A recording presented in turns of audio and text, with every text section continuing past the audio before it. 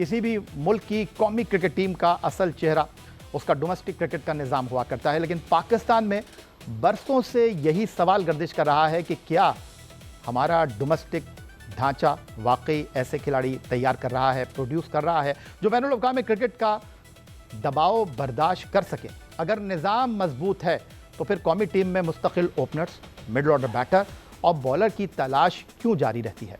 क्या domestic cricket की कारकर्दगी वाकई कौमी टीम तक पहुंचने का सबसे मोतबर रास्ता है या इंतखाब के मेयार पर अब भी सवालात मौजूद हैं? तो हम चलते हैं अपने मौजूद पैनल की तरफ और गुफ्तगू की शुरुआत करेंगे पाकिस्तान क्रिकेट बोर्ड के साबिक़ सरबराह खालिद महमूद साहब से। बहुत शुक्रिया याया हुसैनी साहब। मैं सबसे पहले तो आपको मुबारकबाद पेश करना चाहता हूं कि आपने एक बहुत शानदार प्रोग्राम का बंदोबस्त किया है। वैसे तो आपका चैनल जो है हमेशा ही बड़े अच्छे अच्छे प्रोग्राम पेश करता है और खेलों के मेयार को हमेशा कायम भी रखता है और बहुत सी चीज़ें जो दूसरी जगहों से नज़र नहीं आती या पता नहीं चलती वो आपके प्रोग्रामों से पता चलती हैं। तो उसी सिलसिले में एक नई आपने चीज़ सोची है, तो अल्लाह करे कि इसकी वो गुफ्तगू जो है वो उसी मेयार की हो और उसी तर्ज पे हो कि आपका मकसद पूरा हो जाए। तो आपने पहला डोमेस्टिक क्रिकेट की बात की है।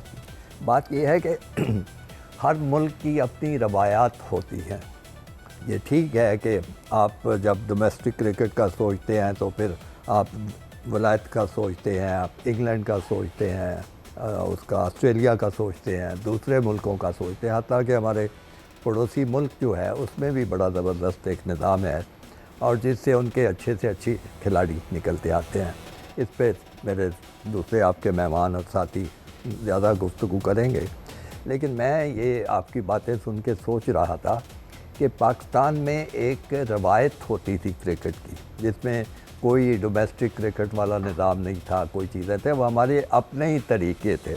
तो मैं उनका ज़िक्र करना चाहूँगा ताकि जब हम ये सोचें कि हमारी ख़राबियाँ क्या हैं, बेहतरी क्यों नहीं आ रही, तो हम वो भी सोच।